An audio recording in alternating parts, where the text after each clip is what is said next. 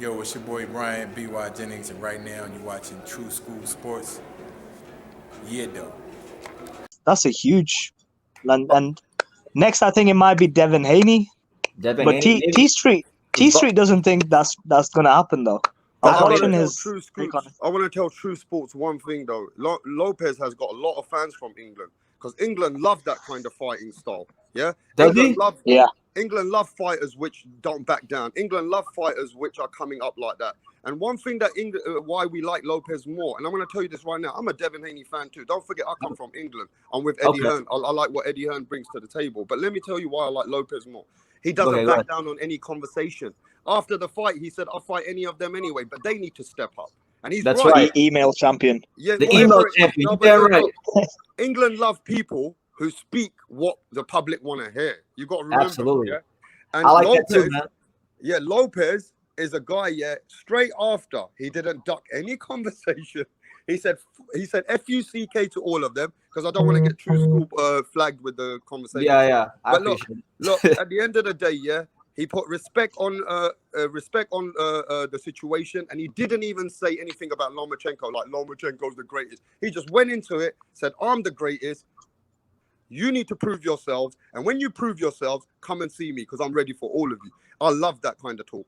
Yeah, me too, That man. mentality check. Yeah, It's what boxing needs, and I'm so glad he won the fight and he's talking the way he's talking because I feel like now he's leading the way for these young fighters now to say, hey, you gotta step up, you gotta step up and show and prove because there's too many fighters in boxing who are hiding behind the undefeated record and Instagram followers and all that nonsense. No. Now that because now if a young fighter ducks a big fight like a Devin Haney or if a guy like Shakur Stevenson or whoever ducks a big fight, now they're gonna say, well, Teofimo stepped up. Why can't you step up like Teofimo? Hey, how Yeah, old man. was Mayweather Yeah. when he fought Diego Corrales? True School. How old was Mayweather when he fought How was Diego he? Corrales? He couldn't have been much That was older than 2001, right? Was he the same age as Teofimo? He couldn't have been. He couldn't have been no more than older than 24 years old. So Teofimo's following Mayweather's footsteps in that generation. Yeah, and you know what's crazy? If you go back and you watch my older videos, like I did a video last February and I titled it "Teofimo Lopez is the man to beat Lomachenko." In that video, I was comparing Teofimo Lopez to a young Floyd, and I said that I believe when he fights Lomachenko, it's gonna be for him what the Gennaro Hernandez fight was to Floyd. Oh okay. yeah. Well, I would have thought Gennaro Hernandez was like a Comey fight, but maybe you're right because Hernandez. No, was Hernandez was the man at 130. He was the man at 130. Yeah. I'm talking about it more in the sense of like he's taking a championship fight at such an early stage of his career. Oh man, I remember watching that Corrales fight, Mayweather Corrales. He absolutely destroyed him. I remember that. Yeah, but that's why Killed there's only one Mayweather, and people Yeah. don't realize how good Mayweather Pretty is. boy Floyd. Yeah, Pretty boy that's Floyd the guy. For none of those fighters can ever follow his footsteps if they think they're going to hold back. They got to start fighting now. And if they think they're going to start fighting at 27, 28, they're never going to be in Floyd Mayweather's league. And that's why that's probably the number one thing I like that Teofimo Lopez said. He said everybody wants to be Floyd Mayweather, but they forget to be Pretty Boy Floyd. You gotta be Pretty Boy first before you become money. That's amazing, Facts. man. That's amazing. That's facts. Yeah. Even looking into Pacquiao as well, I'm thinking now, like, when did he fight Barrera? Oh, that was like the early 2000s. Yeah. So like so even he was young enough for that. Like, I mean, he got his chance against Ledwaba, but still, like, I mean, I'm going to tell you why I like about Teofimo. I see Teofimo even fighting Josh Taylor, Ramirez champion. I see him. I think he fancies himself beating them too. He does, and Really? I'm hoping that Josh Taylor wins that fight because personally, for me, out of all these opponents that are out there for him, I think Josh Taylor is the toughest and best fight out there for him. Thank you. I went on an argument yesterday and I put someone to shame. They had to apologize to me today. They had to apologize to me today, man. They said, yeah, they realized what. Because the Americans don't realize Josh Taylor, he's the truth. This American realizes. I believe that if Tyson Fury didn't exist, Josh Taylor is the best fighter from the UK by like 10,000 miles. He's special. Yeah, you know your game, bro. Richard that pro grade fight was mad. Yeah, man. If you look at his career, like if you look at Josh Taylor's career, he's won fights in all types of ways. He's outboxed people. He's knocked them out early. He's knocked them out late. He's won dog fights. He can win fights in so many different ways. But you know what's so exciting? Teofimo's got the best fighters to fight now. It's just too exciting, bro. We got Josh Taylor. We got Ramirez. We got Regis Prograis. We got Devin Haney. We've got Ryan Garcia. We got even like a Jose Cepeda would be a good fight, first fight at 140 if you wanted to go that route. No, I get that, but I think all these names I've mentioned, they're in the line now. Because even if Devin Haney wants to follow Teofimo, he only has to come to 140, and he can just make a mark there. If he thinks that Teofimo's moving on, well, come chase him then. Come chase him. Show us that you want him at 140, because we know that he's been getting drained at 135. We know his dad's been telling us he's getting drained. Well, then fight him at 140, because Devin Haney's going to go to 140 soon. He's going to go to 147 too.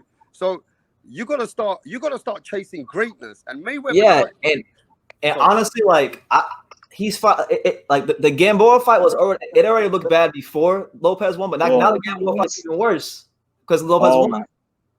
Yeah, like this is what I don't get with. I mean, you know what I was saying about Haney and Garcia. You know how they haven't really stepped up yet to the plate. Even though Garcia, Luke Campbell, that's a great test fight. Right there. Great test right there. Once that fight takes place, you know, Devin Haney, a lot of people are going to be looking at Devin Haney saying, hey, what's going on, champ? The time is now. Yeah. Look, Teofimo set the bar for all of us around international, worldwide fans. He set the bar now. Now, when you set the bar and you don't fight those calibers, people start to lay off and stop paying for your fights. This is boxing. Yes. Yeah? Now, Teofimo has stepped the bar. These younger champions have to follow that suit if they want to make a mark. Because if they don't, people are not stupid. Even the casual fans will lay off of you. Yeah, like, because even a lot of the casual fans that like Ryan Garcia, they're like, oh, well, is he going to fight someone good? Because then they should buy into the hype. Hey, true school. Luke Campbell's no pushover. He's not. No pushover. Yeah. I promise you that. He's not. I'm happy he took the fight because Luke Campbell, he's going to present a lot of stylistic problems for anybody at 135. You know, with the range, the height, the pedigree he brings to the ring. But what happened to the Linares fight that was coming up? They couldn't get it done for some reason. Yeah, because that everything was set. I mean, that's one thing I really wanted to watch because not got anything against Ryan Garcia, but I would have thought Linares would have took him to the cleaners. You think so? I think he would have stopped Linares brutally. No, bro, you got to understand this. Ryan Garcia is still making a mark. He's fighting a hard fight. Now, you might think, let me tell you, the second hardest fight in that weight is Luke Campbell and Ryan Garcia. That's the second hardest opponent Ryan Garcia has chosen. Yeah, no, I'm not overlooking Luke Campbell. I know Luke Campbell can fight. I'm not one of these Americans that just thinks Luke Campbell's trash. He's nothing close to trash. He's a former gold medalist. Have you been watching the amateur? I mean, I'm an amateur guy, so I watch a lot of amateur fights. So, see, I come from the British circuit. Luke Campbell has made marks in the amateur game from before anybody in, you know what I mean, for us. And he's actually a true pedigree, if that makes any sense to you, true school. Yeah, I know what you mean. He's one. You're saying that he's one. He's one of the amateurs at every level. That's right, every level. Yeah, man. I'm looking forward to seeing how Ryan Garcia deals with the height and the size of Luke Campbell. Because it's funny because if you look at the guys he's been fighting, Ryan Garcia, they've all been guys from 126, 130. He's bringing them up to 135. So this is the first full-fledged 135 pounder. But look, boxing's a business, true school. If Lopez stays at 135, he does need to finish up. And regardless of what people say, paper champ, this champ, that champ, I don't care. Devin Haney is still holding a belt. So if you're going to stay at 135, I think Lopez is confident to go into that fight too. This is Showtime, Sean Porter. It's Aerosmith Dre. Hey everyone, this is Jesse Vargas.